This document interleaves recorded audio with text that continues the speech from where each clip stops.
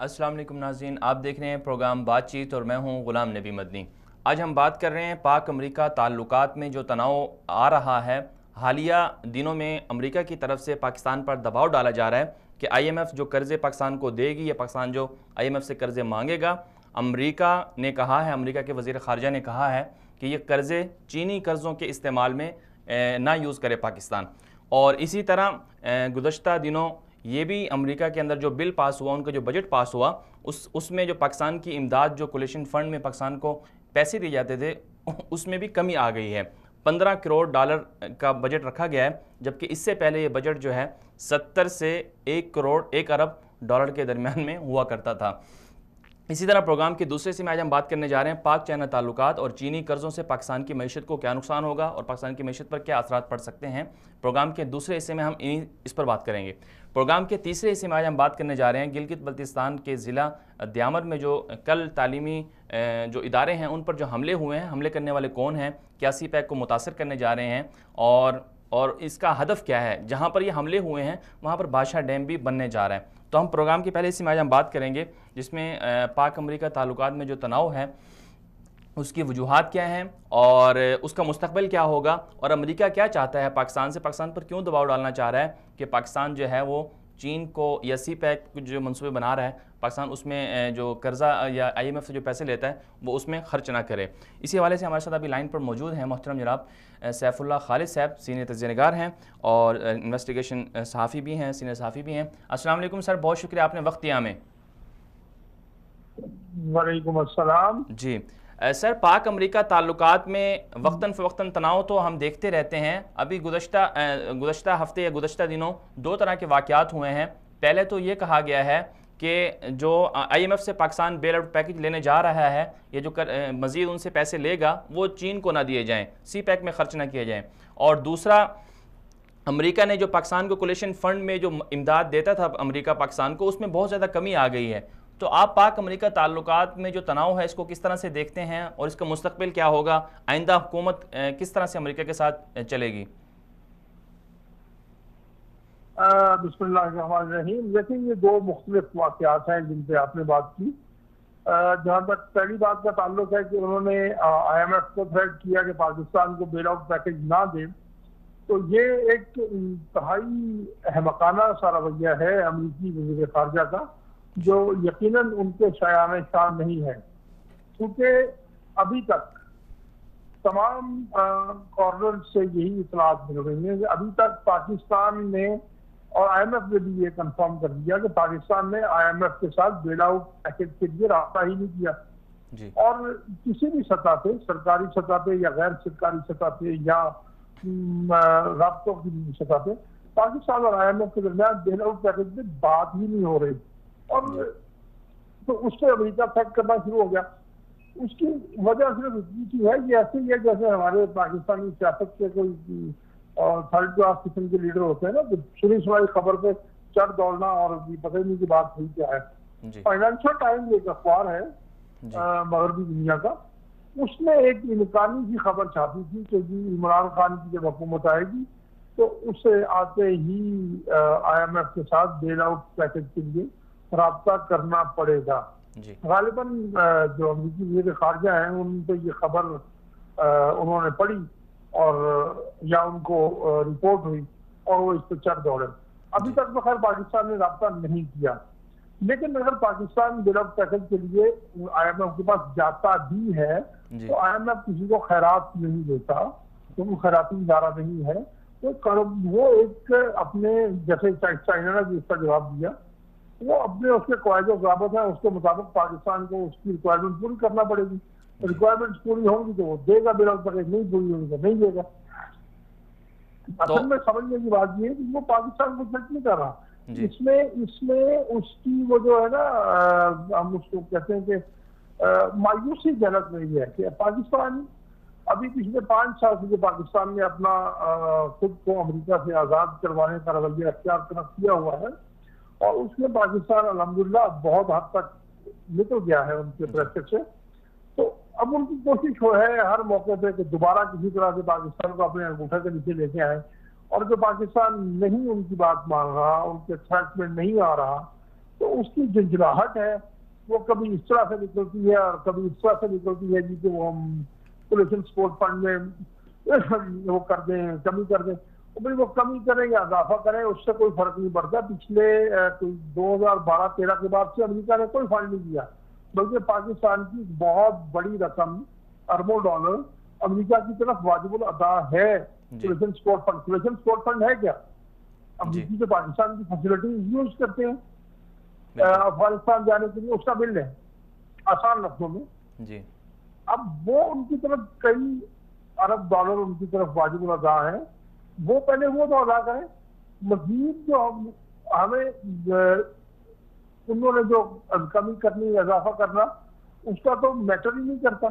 جی اور دوسری بات یہ کہ طویل عرصہ ہو چکا پاکستان امریکی امداد پر نہیں ہے، اور نہ ہی امریکہ نے پاکستان کو موجودہ حالات کی بات کر رہا ہوں پچھلے 5-10 سال میں ہمیں کوئی امداد دی.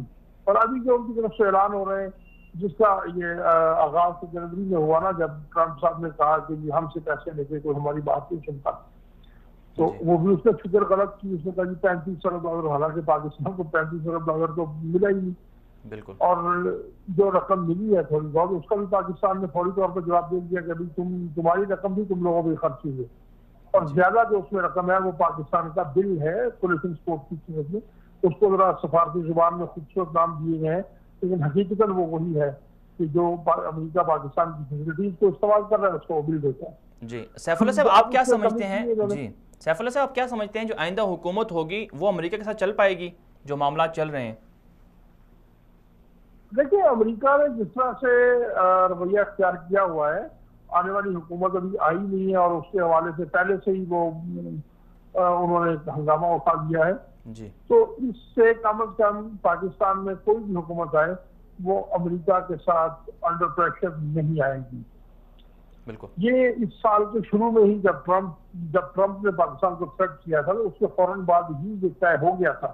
جی یعنی یہ کوئی جذباتی بیانات نہیں ہے، یا میں جو بات کر رہا ہوں یہ کوئی جذباتی بات نہیں ہے. پاکستان کے متعلقہ اداروں نے باوجود اس کے کہ پاکستان کے اداروں کے سیاسی اور غیر سیاسی اداروں کے درمیان تناؤ کی کیفیت تھی، اس کے باوجود اجلاس ہوئے، بیٹھ کے ایک پالیسی طے کی تھی کہ ہم نے اب امریکہ کا دباؤ برداشت نہیں کرنا.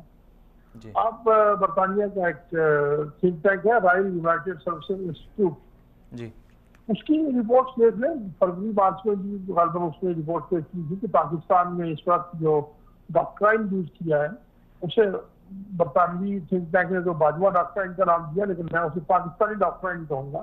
جی تو پاکستان کی جو ڈاکٹرائن ہے یہ ماضی کے مقابلے میں بہت مضبوط اور بہت بہتر ہے.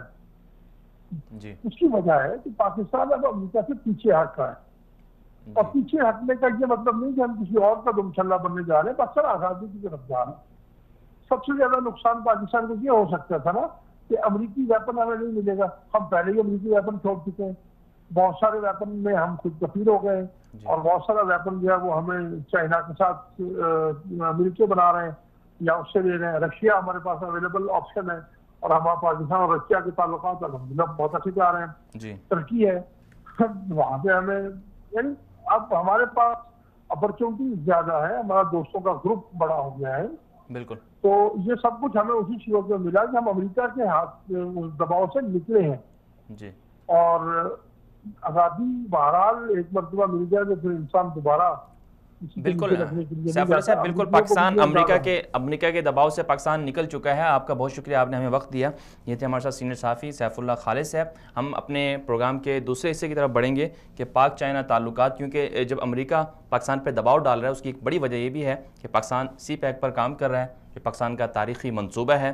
پاک چائنا تعلقات کے حوالے سے بہت سارے شکوک و شبہات بھی ظاہر کیے جاتے ہیں. امریکہ نے بھی کہا کہ پاکستان کو جو ہم قرضہ دیں گے وہ IMF کی طرف سے جو قرضہ ہوگا وہ چین کو نہ دیا جائے، سی پیک میں استعمال نہ کیا جائے، چینی قرضے اتارنے کے لیے استعمال نہ کیا جائے. پاک چائنا تعلقات کے حوالے سے کیا صورتحال ہے اور کیا پاکستان کو چینی قرضوں سے کوئی نقصانات بھی ہو سکتے ہیں، اسی حوالے سے ہم نے ایک ڈاکومنٹری بھی تیار کی ہے وصال اردو کی طرف سے، اسپیشل ڈاکومنٹری ہے۔ سب سے پہلے ہم وہ ڈاکومنٹری دیکھیں گے اور پھر اس کے بعد اس حوالے سے ہم بات کریں گے کہ پاک چائنا تعلقات جو ہیں یا سی پیک کے حوالے سے جو معاملات چل رہے ہیں، یہ پاکستان کو جو چین قرضے دے رہا ہے، ان قرضوں سے پاکستان کو کیا کوئی نقصان بھی ہو سکتا ہے؟ کیا پاکستان اب IMF کو چھوڑ کر چین کی طرف جو جا رہا ہے، تو چین کے حوالے سے بہت ساری خبریں بھی مشہور ہیں، بہت سارے واقعات بھی مشہور ہیں کہ چین جن کو قرضے دیتا ہے تو وہاں پر جا کے قبضہ بھی کر لیتا ہے۔ مثلا سری لنکا کی ہمبٹوٹا جو پورٹ تھی اس پر چین نے 99 سال کے لیے چین کو مل گئی ہے، چین نے وہاں پر قبضہ کر لیا ہے، اور اسی طرح بہت سے افریقی ممالک ہیں اور بہت سارے ممالک ہیں۔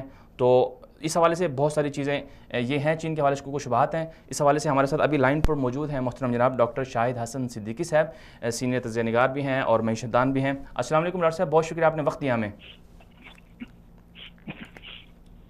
جی ڈاکٹر صاحب، آج ہم بات کر رہے ہیں پاک چائنا تعلقات کے حوالے سے، معاشی حوالے سے پاکستان کے چین کے ساتھ جو تعلقات ہیں وہ آپ بھی دیکھ رہے ہوں گے، اور امریکہ نے پچھلے دنوں دھمکی دی ہے پاکستان کو کہ IMF سے قرضہ لے کر چینی قرضے اتارنے میں نہ دیا جائے۔ تو آپ کیا سمجھتے ہیں پاکستان کے چائنا کے ساتھ جو معاشی تعلقات ہیں وہ کس طرح سے ہیں، وہ کیا مضبوط ہو رہے ہیں، یا پاکستان کو چینی قرضوں سے کوئی نقصانات بھی ہو سکتے ہیں؟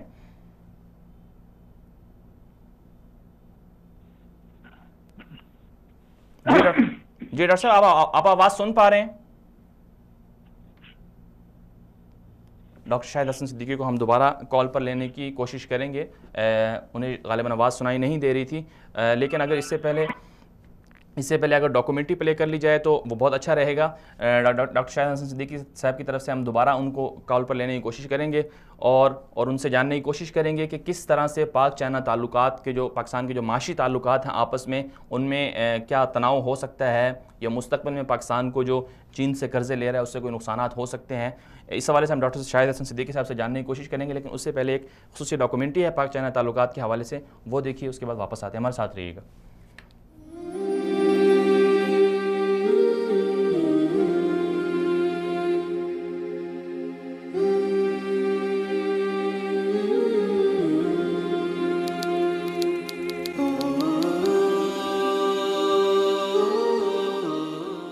پاکستان اور چین کے باہمی تعلقات 1950 سے قائم ہیں۔ پاکستان پہلا اسلامی ملک ہے جس نے چین کو سب سے پہلے آزاد ملک تسلیم کیا۔ چین اور پاکستان کے درمیان سفارتی تعلقات 1951 میں شروع ہوئے۔ 1956 میں پہلی بار پاکستان کے وزیر اعظم حسین شہید سہروردی چین کے دورے پر گئے۔ اس دوران دونوں ملکوں کے وزرائے اعظم نے پہلی بار دونوں ملکوں کے درمیان دوستی معاہدے پر دستخط کیے۔ بعد ازاں دونوں ملکوں کے درمیان دوستانہ تعلقات بڑھتے رہے۔ قراقرم ہائی وے سے لے کر پاکستان کے ایٹمی پروگرام سمیت دفاعی، معاشی اور خارجہ امور میں دونوں ملکوں نے ایک دوسرے کا بھرپور ساتھ دیا۔ چنانچہ پاکستان نے چین اور امریکہ کے تعلقات میں اہم کردار ادا کیا۔ 1970 میں پہلی بار امریکی صدر نکسن نے چین کا دورہ کیا، جس کے لیے پاکستان نے پل کا کردار ادا کیا۔ سن 2002 میں پہلی بار چین نے صوبہ بلوچستان میں واقع گوادر پورٹ بنانے میں دلچسپی کا اظہار کیا، جس کا باقاعدہ آغاز 5 جولائی 2013 کو دونوں ملکوں کے وزرائے اعظم نے سی پیک معاہدے پر دستخط کر کے کیا۔ تقریباً 62 ارب ڈالرز کا سی پیک منصوبہ پاکستان کی تاریخ میں سب سے بڑا منصوبہ ہے، جس کے تحت مختلف منصوبوں کو 2030 تک مکمل کیا جائے گا۔ ان منصوبوں میں جنوب مغربی پاکستان سے چین کے شمالی مغربی علاقے سنکیانگ تک گوادر بندرگاہ، ریلوے اور موٹر وے کے ذریعے تیل اور گیس کی کم وقت میں ترسیل کرنا، اور گوادر سے کاشغر تک تقریباً 2442 کلومیٹر طویل راہداری بنانا اور پاکستان میں توانائی اور سڑکیں وغیرہ بنانا شامل ہے۔ دوسری طرف چین پاکستان کو معاشی بحرانوں سے نکالنے کرنے کے لیے مختلف اوقات میں قرضے بھی فراہم کرتا رہا ہے اور آئندہ بھی قرضے دینے کی حامی بھری ہے۔ ماہرین کے مطابق پاکستان پر واجب الادا 91 ارب ڈالر سے زائد بیرونی قرضوں میں 19 ارب ڈالرز چین کا قرضہ ہے۔ اسٹیٹ بینک آف پاکستان کی سال 2017 کی رپورٹ کے مطابق چین کا پاکستان پر کل قرضہ 7.2 ارب ڈالر سے زائد تھا۔ بعد ازاں پاکستانی کرنسی کی گرتی ہوئی قدر کو سنبھالنے کے لیے 1.2 ارب ڈالرز کا قرضہ پاکستان کو چین نے دیا۔ ایک رپورٹ کے مطابق گزشتہ 5 سالوں میں چین سے 5 ارب ڈالرز کا قرضہ لیا گیا، جبکہ پرائیویٹ سیکٹرز میں چینی بینکوں سے لیا گیا قرضہ اس کے علاوہ ہے۔ دونوں ملکوں کے درمیان سالانہ تجارت میں بھی پاکستان کو ہر سال اربوں ڈالرز کا خسارہ برداشت کرنا پڑ رہا ہے۔ معاشی ماہرین کے مطابق چینی قرضوں میں شرح سود بہت زیادہ ہوتی ہے۔ چین جہاں کہیں انویسٹمنٹ کرتا ہے اس کا معاوضہ بر وقت وصول کرتا ہے۔ چنانچہ معاشی ماہرین کا کہنا ہے کہ 2024 تک پاکستان کو چین کی انویسٹمنٹ کے عوض 100 ارب ڈالرز تک واپس کرنا پڑ سکتا ہے۔ چینی قرضوں کے حوالے سے دنیا بھر کے معاشی ماہرین ہمیشہ شکوک و شبہات کا اظہار کرتے رہے ہیں۔ چنانچہ بہت سے ممالک نے چینی قرضوں سے شروع کیے گئے منصوبوں کو روک دیا ہے، جس کی ایک مثال نیپال ہے، جہاں چین نے 2.5 ارب ڈالرز کے عوض ایک ڈیم بنانے کا معاہدہ کیا، لیکن نیپالی حکومت نے اس معاہدے کو اس لیے ختم کر دیا کہ اس سے نیپال کے مستقبل کو خطرہ لاحق تھا۔ اسی طرح چینی قرضوں اور انویسٹمنٹ سے متاثر ہونے والے ممالک میں سری لنکا بھی ہے، جہاں چین نے 8 ارب ڈالرز کا قرضہ 6% شرح سود پر ہمبن ٹوٹا نامی پورٹ بنانے کے لیے سری لنکن حکومت کو دیا، مگر 2016 میں سری لنکن حکومت چینی قرضہ واپس نہ کر سکی، تو بدلے میں چین نے سری لنکا کی ہمبن ٹوٹا نامی پورٹ 99 سال کے لیے لے کر بحیرہ عرب میں اجارہ داری قائم کر لی۔ اسی طرح کرغستان کو چین نے قرضہ دیا تو کرغستان حکومت پر قرضہ GDP کا 70% تک بڑھ گیا، جس میں چین کا قرضہ 60% تک بنتا ہے۔ 2011 میں تاجکستان حکومت سے چین نے جب اپنے قرضے کا مطالبہ کیا تو تاجکستان حکومت نے بدلے میں 1158 کلومیٹر زمین چین کے حوالے کر دی، جو چین کی مانگی گئی زمین کا صرف 5% تھا۔ مختلف ملکوں میں چینی قرضوں سے ہونے والے نقصانات کے پیش نظر معاشی ماہرین پاکستان کو بھی چینی قرضوں سے دور رہنے کا مشورہ دے رہے ہیں۔ انتخابات 2018 کے بعد پاکستان میں بننے والی آئندہ حکومت کو معاشی چیلنجز درپیش ہیں۔ ان چیلنجز سے نکلنے کے لیے چین نے پاکستان کو قرضے دینے کی آفر بھی کی ہے۔ اگر پاکستان نے IMF کی طرح چین سے مزید قرضے لینا شروع کر دیے تو نہ صرف پاکستان کی معیشت کو نقصان پہنچے گا بلکہ پاکستان کی سلامتی کو بھی شدید خطرات لاحق ہو سکتے ہیں۔ اس لیے آئندہ حکومت کو قرضوں کا کشکول توڑ کر متبادل ذرائع سے پاکستانی معیشت کو سنبھالنا ہوگا۔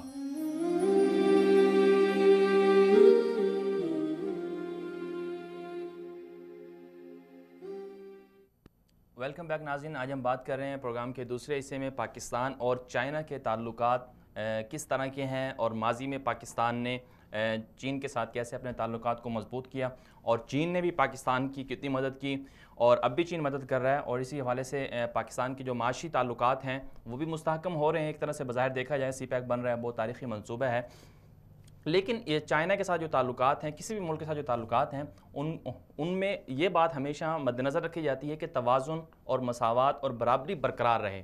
اسی حوالے سے ہمارے ساتھ ابھی لائن پر موجود ہیں محترم جناب ڈاکٹر شاہد حسن صدیقی صاحب، سینئر تجزیہ کار ہیں اور معیشت دان ہیں۔ السلام علیکم ڈاکٹر صاحب، بہت شکریہ آپ نے وقت دیا ہمیں۔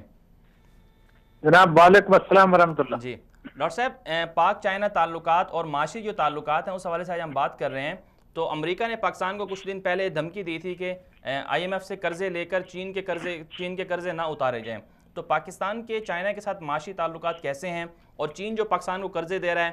پہلے ہم نے سنا تھا کہ پاکستان جو ہے IMF سے قرضے لیتا ہے، اب سننے میں یہ آ رہا ہے کہ پچھلے 5 سال اور اس سے پہلے کے جو دور ہے اس کو اگر لگا لیا جائے تو $19 بلین تک پاکستان نے چائنا سے قرضہ لے لیا ہے۔ تو آپ اس حوالے سے کیا کہیں گے؟ دیکھیے، پہلی بات تو یہ کہ چین ہمارا جو ہے دوست ملک ہے، اس میں ہمیں کوئی شبہ نہیں ہے، لیکن ایک اور بھی بات واضح ہو جانی چاہیے کہ آئی ایم ایف کے قرضوں کا متبادل چین نہیں ہو سکتا۔ یہ سوچ ہی غلط ہے کہ ہم آئی ایم ایف کو چھوڑ کے چین کے پاس جا سکتے ہیں، یہ امکان نہیں ہے۔ آئی ایم ایف کا جو قرضے ہیں وہ آئی ایم ایف ہی دے سکتا ہے، کیونکہ اسی کی بنیاد پر world bank, Asian development bank جو ہے، اسلامک ڈیولپمنٹ بینک، یہ سب قرضے دیتے ہیں۔ تو یہ تو ذہن سے نکل جانا چاہیے۔ دوسرے، جو امریکہ نے یہ کہا ہے، یہ ایک نفسیاتی حربہ ہے، اس کو بہت زیادہ سنجیدگی سے لینے کی ضرورت نہیں ہے، کیونکہ دیکھیے پاکستان بھی کوئی اللہ کا الحمدللہ کوئی چھوٹا ملک نہیں ہے۔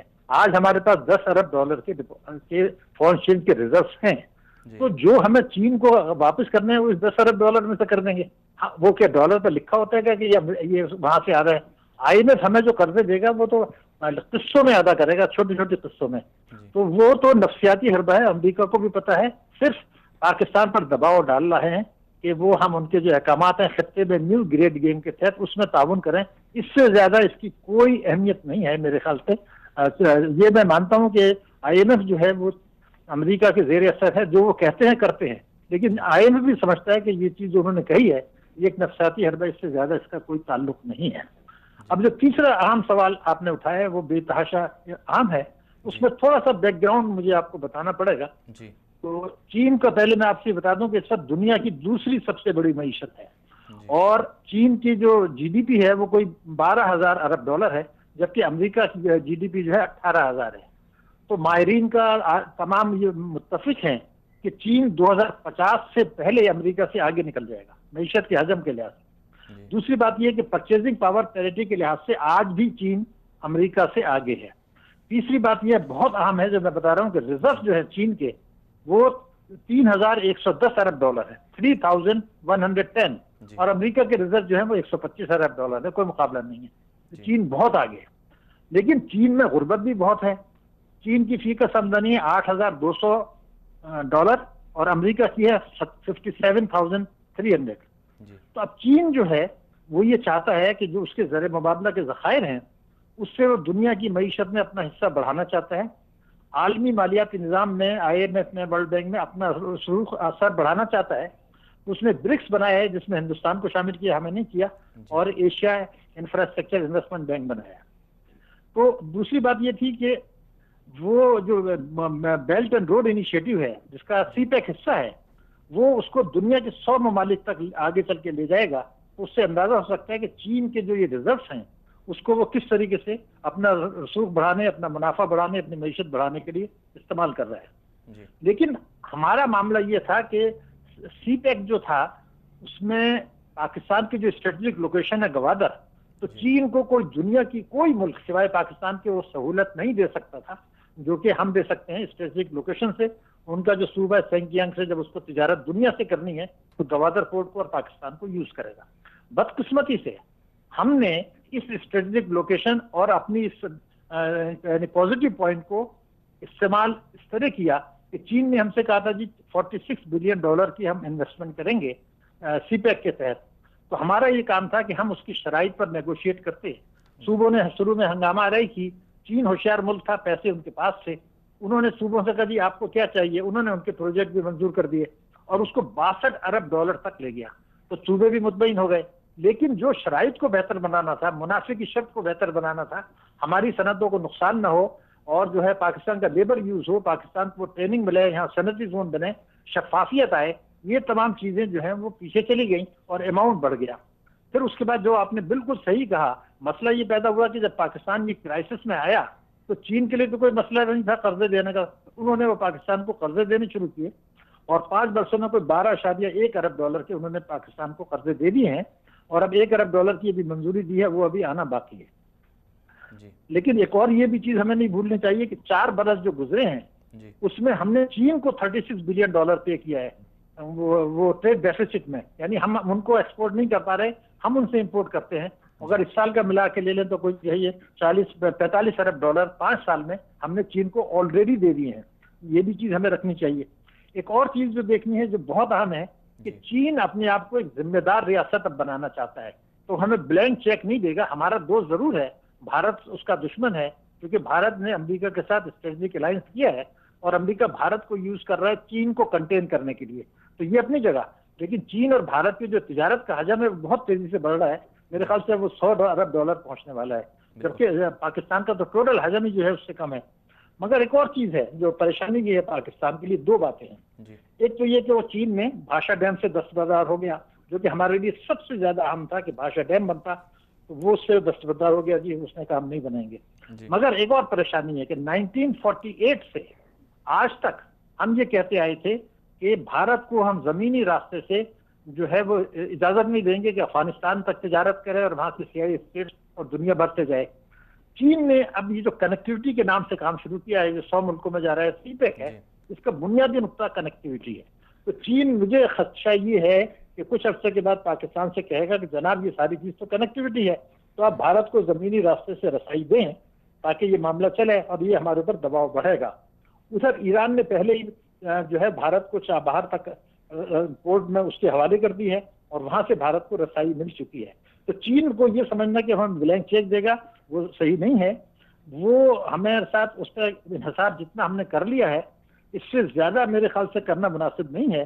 اور اس سے جو فری ٹریڈ ایگریمنٹ وہ اگر ہمارے ساتھ ٹھیک کرے تاکہ ہماری ایکسپورٹ بھی ان کو بڑھیں، اس میں ہماری بھی اپنی کوئی خرابیاں ہیں. ہماری صنعتوں کو وہ جو اسپیشل زونس بنانے تھے، مجھے وہ لگتا ہے اس میں بھی رفتار سست ہے. ان کا لیبر یہاں آ رہا ہے، ہمارے لوگوں کو ٹریننگ نہیں مل رہی، ہماری صنعتیں جو ہے قائم نہیں ہو رہی. تو وہ ساری چیزیں میں جو ہم گیم چینجر چاہتے تھے شاید وہ نہیں ہے. اور خدشہ یہ ہو سکتا ہے کہ آگے چل کر کسی وقت جب چین کے قرضوں منافع ہمیں ادا کرنے کا وقت آئے تو وہ منافع بھیجنے کے لیے ہمارے لیے مشکلات آ سکتی ہیں. ان تمام چیزوں کو سوچ کے ہمیں اپنی پالیسیاں جو ہیں میرے خیال سے وضع کرنی ہوگی افسر نو. مگر چین ایک ہمارا دوست ملک اس لیے اہم ہے کہ دنیا کی دوسری بڑی معیشت ہے، سب سے بڑے ریزروز ہے، اور ہمارے 4 پڑوسی ہیں، ان میں سے 3 سے تعلقات اتنے اچھے نہیں ہیں. اور چین سے چونکہ ہم بھارت کی دشمنی ہے، ہمارا دوست ہے، تو ہمیں اس سے فائدہ اٹھانا چاہیے جو ابھی تک صحیح معنوں میں نہیں اٹھایا. جی ڈاکٹر صاحب، آپ نے کہا کہ بھاشا ڈیم سے چین پیچھے ہٹ گیا، اور ہم یہ بھی دیکھ رہے ہیں کہ چین کی جو مصنوعات ہیں پاکستان میں بہت زیادہ ہو چکی ہیں، جبکہ پاکستان سے جو چیزیں چین میں جاتی ہیں بہت کم ہے، جیسے کہ آپ نے خسارے کا ذکر کیا. اور دوسری طرف اگر ہم امریکہ اور چین کے جو تجارتی تعلقات ہیں ان کو دیکھیں تو وہاں بھی ان کے درمیان جنگ چل رہی ہے. اب چین نے بھی، آج کی جو خبر ہے، چین نے بھی امریکہ کی جو مصنوعات اس پہ بہت زیادہ پابندی لگا دی ہے. تو آپ کیا سمجھتے ہیں کہ کہیں ایسا تو نہیں ہے بھاشا ڈیم سے جو پیچھے ہٹا ہے اس سے بجلی پیدا ہوگی، پھر ہماری فیکٹریز چلیں گی اور مصنوعات بنیں گی، تو کہیں ایسا تو نہیں ہے کہ چینی مصنوعات بہت زیادہ پاکستان میں بڑھ رہی ہیں، تو پاکستان پھر کیسے مقابلہ کرے؟ اور دوسری طرف جیسے آپ نے کہا بھارت کے ساتھ اس کی بہت زیادہ آپس میں جو تعلقات تجارتی وہ بہت زیادہ بڑھ چکے ہیں، تو پاکستان کیوں ایسا نہیں سوچ رہا، پاکستان کی گورنمنٹ یا پاکستان کے ادارے کیوں نہیں سوچ رہے کہ ہم جو درآمدات اور برآمدات میں جو توازن ہے وہ برقرار رکھیں، تعلقات رکھیں، لیکن پاکستان کی معیشت کو بھی تو ہم سٹرونگ کریں؟ دیکھیے، آپ نے اتنے زیادہ اہم نکات اٹھا دیے ہیں، تھوڑا سا مجھے مشکل میں ڈال دیا کہ بہت سارے آپ نے موضوع بڑے اہم ہیں. دیکھیے، بنیادی بات یہ ہے کہ ہماری صنعتوں کی پیداواری لاگت زیادہ ہے، کیونکہ ہم لوگوں نے GST بھی بڑھا دیا ہے، پیٹرول کے نرخ بڑھا دیے ہیں، بجلی کے نرخ بڑھا دیے ہیں.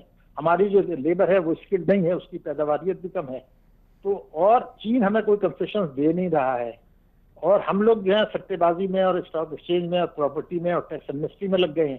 تو جب یہ تماشا ہے تو ہم نے وہ اپنی صنعتوں کی جو پیداواری لاگت ہے وہ ٹھیک نہیں کی، اور ہمارے سرمایہ کار جو تھے، تاجر تھے، صنعت کار تھے، وہ حکومت سے کنسیشنز اور ٹیکس ایمنسٹی میں لگ گئے. تو یہ ساری بات جو آپ فرما رہے ہیں بالکل اپنی جگہ صحیح ہے. چین کا اس میں ضرور قصور ہے، لیکن اس سے زیادہ قصوروار تو ہم ہیں. ہر دنیا کا ملک اپنے مفاد میں پالیسی بناتا ہے، ہم شاید دوسروں کے مفاد میں بناتے ہیں. یہ ایک بنیادی چیز ہے. اس کا میں آپ کو ایک بالکل مختصر ایک ثبوت پیش کر دوں کہ دیکھیے، کبھی ٹیکس ایمنسٹی آئی تھی، تو میں نے ابھی دیکھا کہ انہوں نے مطالبہ جو فیڈریشن کا تھا، دنیا بھر کا تھا، وہ یہ تھا کہ آپ بیرونی جو لوگ لے گئے مجبوری میں پیسے، ان کو پاکستان واپس لانے کی اجازت دیں. ہم نے کیا کام کیا کہ ٹیکس ایمنسٹی آئی، اس میں یہ لکھ دیا کہ جو آپ نے باہر لے گئے تھے یہاں سے پیسے، چوری کے تھے، ناجائز تھے، اگر وہ آپ واپس نہ لانا چاہیں تو نہ لائیں، 5% ٹیکس دے دیں. ارے جناب، 20 سال سے تو ہم یہ کہہ رہے تھے کہ لوٹی ہوئی دولت لائیں گے. اب دنیا میں ان کے اوپر جب پریشر پڑا کہ یہ آپ ناجائز دولت کو ریگولرائز کریں، تو ہمارے لیے تو سنہری موقع تھا. فیڈریشن نے بھی یہ کہا تھا کہ آپ اس پیسے کو پاکستان آنے کی اجازت دیں. ہم نے کلاس ڈال دی باہر پیسہ رکھیں. اب آپ یہ بتائیے کہ جب پیسہ باہر رہے گا تو ہمارے جو ریزروز ہیں وہ کیسے بڑھیں گے اور ہماری صنعت کیسے ترقی کرے گی؟ یہ ایک بہت بڑا راز ہے کہ یہ جو ہے یہ کس نے یہ کلاس ڈلوائی اور یہ کیوں دی گئی. اس سے دوسرا ایک اور پریشانی یہ ہوئی کہ ملکی جو اثاثے ہیں، پراپرٹیز ہیں، بلڈنگز ہیں، گاڑیاں ہیں، ان کے ڈیٹیلز تو ہمارے پاس ہیں. اس میں ایمنسٹی دینے کا تو کوئی سوال نہیں تھا. اس میں تو بھائی پراپرٹی ہے، اس نے چوری کی ہے، وہ ہم نے جو ایمنسٹی دی تو اس سے میرے حساب سے میں نے کیلکولیٹ کیا 1500 ارب روپے کا نقصان ہو گیا اس 2 مہینے میں. تو ہم اپنی پالیسیاں ٹھیک کریں گے تو دوسرا ملک ہماری مدد کرے گا، اگر ہم نہیں کریں گے تو ہم پھنس جائیں گے. بالکل. ڈاکٹر صاحب آپ کا بہت شکریہ، آپ نے بہت قیمتی وقت ہمیں دیا. یہ تھے ہمارے ساتھ ڈاکٹر شاہد حسن صدیقی صاحب، معروف معیشت ہیں، اور آپ ذکر کر رہے تھے پاک چائنا تعلقات کے حوالے سے بہت قیمتی معلومات دے رہے تھے. ان کا یہی کہنا تھا کہ دوسرے جو ممالک ہوتے ہیں، دنیا کے ترقی یافتہ ممالک ہوتے ہیں، وہ جب اپنی پالیسیز بناتے ہیں تو اس میں اپنے مفادات کو مد نظر رکھتے ہیں، لیکن بدقسمتی سے پاکستان کی جو حکومتیں آتی ہیں وہ اپنے مفادات، پاکستان کے مفادات کو دیکھنے کے بجائے دوسروں کے مفادات کو دیکھتی ہیں، اور جس کی وجہ سے پاکستان کو پھر مستقبل میں نقصانات کا سامنا کرنا پڑتا ہے. جیسے کہ ابھی ہم دیکھ رہے ہیں گزشتہ حکومتوں نے پاکستان کے ساتھ کیا کیا. پاکستان کے جو قرضے لیے انہوں نے، اور اب بھگت کون رہا ہے؟ جو آنے والی حکومتیں ہیں، جو پاکستان کی نسلیں ہیں، جو ہماری آنے والی نسلیں ہیں، وہ اس کو بھگتیں گی. تو جو قرضے پاکستان کے اوپر چڑھے وہ کہاں سے لیے گئے سب کو پتہ ہے، لیکن یوز کہاں ہوئے، کتنا یوز ہوا، کتنا اس سے پاکستان کے اندر ترقیاتی کام ہوئے، وہ سب کے سامنے ہیں. تو کرپشن، ان چیزوں کو ہمیں روکنا ہوگا، اور اس کے ساتھ ساتھ ہمیں یہ بھی دیکھنا ہوگا کہ ہم جو اپنے پڑوسی ممالک ہیں ان کے ساتھ تعلقات ضرور بنائیں. لیکن اس وقت ہمیں جوائن کیا محترم جناب عبداللہ حمید گل صاحب نے. السلام علیکم سر، بہت شکریہ آپ نے وقت دیا ہمیں. جی وعلیکم السلام. جی بہت شکریہ آپ کا. سر آج ہم بات کر رہے ہیں پاک چائنا تعلقات کے حوالے سے. تو بہت سارے لوگ ہیں جو اعتراض کرتے ہیں کہ چائنا کا جو اثر و رسوخ ہے پاکستان کے اندر بہت زیادہ بڑھ رہا ہے. تو آپ کیا سمجھتے ہیں جو سی پیک بن رہا ہے یہ، اور دوسری طرف پاکستان چین سے قرضے بھی لے رہا ہے، تو قرضوں سے پاکستان کے جو آپس کے تعلقات ہیں وہ متاثر نہیں ہو سکتے؟ جی بسم اللہ الرحمن الرحیم، آپ کا شکریہ. جی. لیکن جہاں تک پاکستان کے قرضے کا تعلقات ہے تو پاکستان پہلے دن سے ہی کبھی امریکہ سے اور کبھی کسی سے، کبھی عرب ممالک سے قرضے لیتا آیا ہے. جی. اور ظاہر ہے اس کو اپنی معیشت، اور کوئی ایسی اچنبے کی بات نہیں ہے، دنیا کے بہت سارے ممالک جو ہے، اور خود امریکہ دنیا سے قرضے لیتا ہے. تو اس میں مسئلہ قرضوں کا نہیں ہے. اصل مسئلہ ہے کہ آپ نے جو قرضہ لیا وہ کس ریٹ کے اوپر لیا، جی. اور اس کے اندر کیا شرائط تھیں، کیا اس کے اندر آپ کو آسانیاں پیدا کی گئیں، اور کس بنیادوں کے اوپر وہ قرضہ لیا گیا. یہ ٹھیک بات ہے کہ چین کا بڑھتا ہوا اثر و رسوخ جو ہے وہ آنے والے وقتوں میں پاکستان کے لیے ایک جو ہے وہ دقت پیدا کر سکتا ہے، اور اس کے لیے ضروری ہے کہ ہم ایک ایسی پالیسی اپنائیں جو مستقل مزاجی کے اوپر جو ہے وہ مبنی ہو. اور چین ایک خطے کی اور اس دنیا کی بڑھتی ہوئی معیشت ہے، اور اس کے اندر کوئی شک و شبہ نہیں ہے کہ آنے والے 30-40 سال جو ہے وہ چین کے ہوں گے. اور ایسے صورت میں جو پاکستان جس کا بارڈر بھی چین کے ساتھ منسلک ہے، جی. اور وسطی ایشیائی ریاستوں کا بھی مستقبل جو ہے وہ چین سے ہی منسلک ہے، کیونکہ ان کی معدنیات اور چین کی پروڈکشن اور پاکستان کا محل وقوع یہ ایک بہت خاص مقام حاصل ہے اس کو.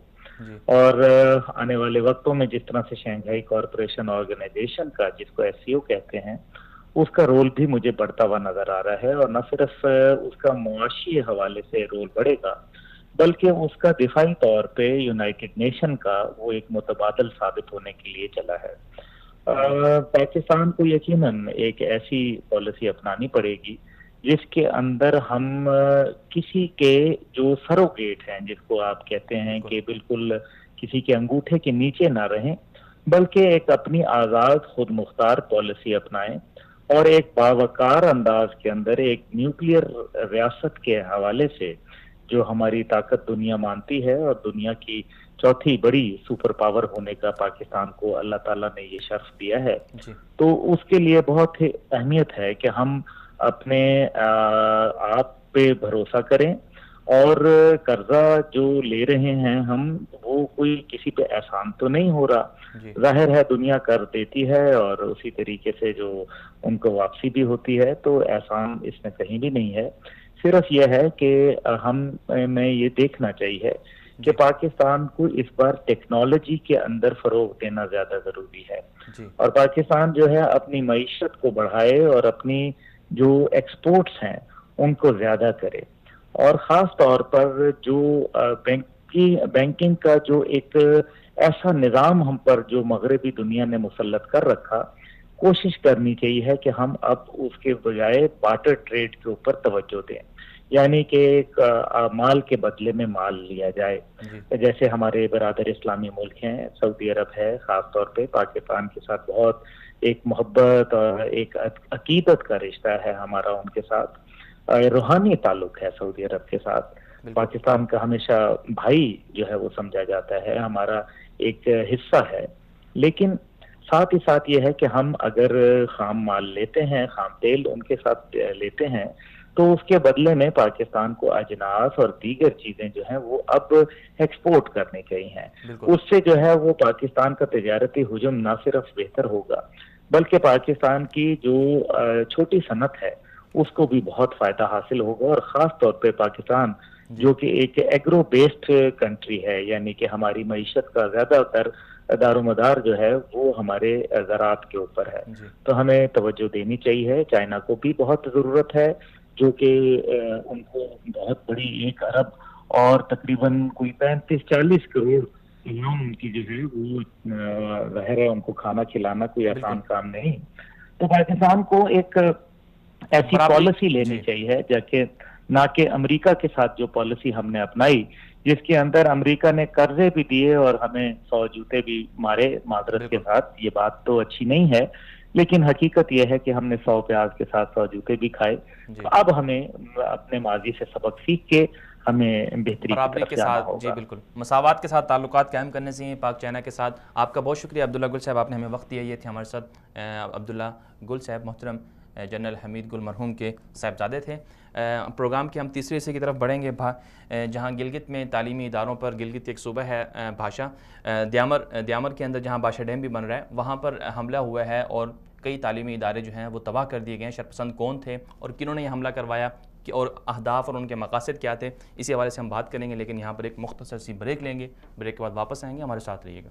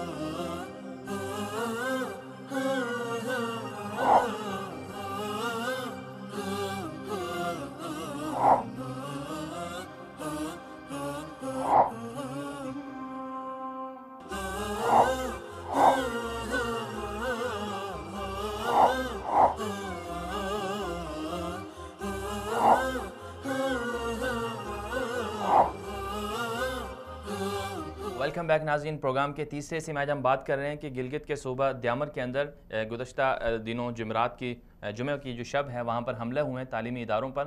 تو حملہ کرنے والے کون تھے اور ان کے اہداف کیا تھے اور آخر کیا پیغام دیا جا رہا ہے اس طرح کے حملوں سے کہ پاکستان کیا تعلیم کے مخالف ہے. اور اس میں کہا یہ بھی جا رہا ہے کہ 13 اسکول تھے، اس میں 8 لڑکیوں کے اسکول بھی تھے، بچیوں کے اسکول تھے. تو یہ حملہ کرنے والے کون ہیں؟ اور سب سے اہم بات یہ ہے کہ جہاں پر یہ حملہ ہوا، جس صوبے میں یہ حملہ ہوا، جس ضلع میں یہ حملہ ہوا، وہاں سے سی پیک کا جو روڈ ہے وہ بھی وہاں سے گزر رہا ہے.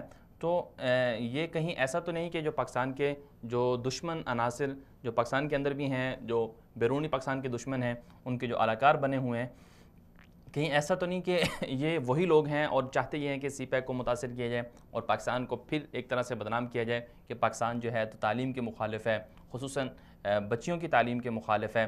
اور سی پیک کے حوالے سے دنیا کو یہ پیغام دیا جائے کہ سی پیک جو ہے یہ محفوظ راستہ نہیں ہے، لہٰذا اس میں جو پاکستان کوشش کر رہا ہے کہ دوسرے ممالک بھی پاکستان کے ساتھ مل جائیں تو اس کو روکا جائے کہ دوسرے ممالک پاکستان کے اندر نہ آئیں، پاکستان کی ساکھ کو اور پاکستان کی امیج کو متاثر کیا جائے. یہ اہداف کیا ہیں؟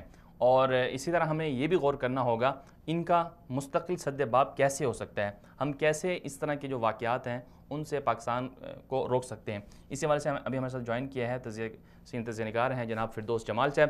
السلام علیکم فردوس صاحب، بہت شکریہ وقت دیا آپ نے ہمیں.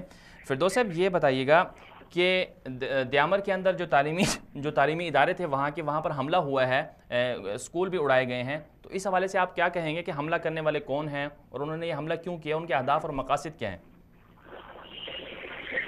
سب سے پہلے تو بہت شکریہ آپ کا کہ اس مشہور پروگرام رکھا.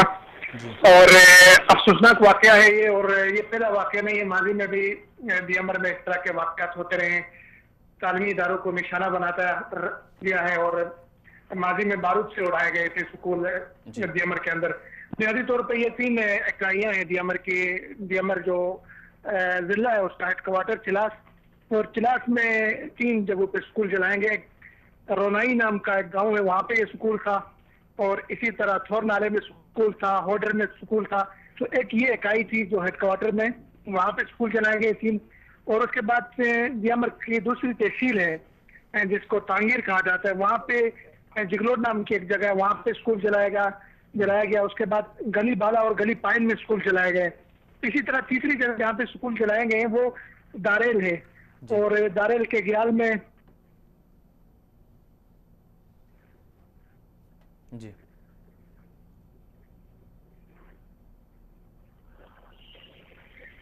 سب سے پہلے تو بہت شکریہ آپ کا کہ اس مشہور پروگرام رکھا. اور افسوسناک واقعہ ہے یہ، اور یہ پہلا واقعہ نہیں ہے، ماضی میں بھی دیامر میں اس طرح کے واقعات ہوتے رہے ہیں.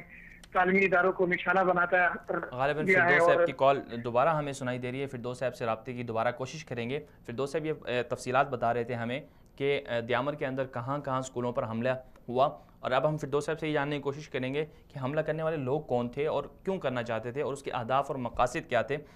کنٹرول روم سے ہمیں دوبارہ ابھی کال کرنے کی ہم کوشش کر رہے ہیں، لیکن واقعی جو جہاں تک بات ہے، جب بات کر رہے تھے اس علاقے کی، تو یہ وہ علاقہ ہے، انتہائی اہم علاقہ ہے جو بھاشا ڈیم پاکستان کا جو بن رہا ہے، جو چیف جسٹس صاحب نے جس کے لیے آواز بھی اٹھائی ہوئی ہے اور جو بنایا جا رہا ہے، وہ بھاشا ڈیم بھی اسی دیامر کے اندر واقع ہے. دیامر اور بھاشا دونوں اسی علاقے میں موجود ہیں، اور اس کے علاوہ سی پیک جو ہے وہ بھی اسی علاقے سے گزر رہا ہے.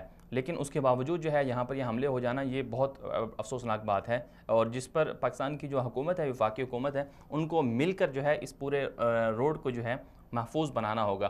کیونکہ جب تک ہم اس روڈ کو محفوظ اور مستقل طریقے سے نہیں بنا سکیں گے تو سی پیک بھی صحیح طرح سے نہیں چل سکے گا، اور پاکستان کے بارے میں جو بیرونی دنیا کا تاثر جو پاکستان کے بیرونی دشمن ہیں وہ دینا چاہ رہے ہیں، وہ بھی صحیح طرح سے نہیں ہو سکے گا.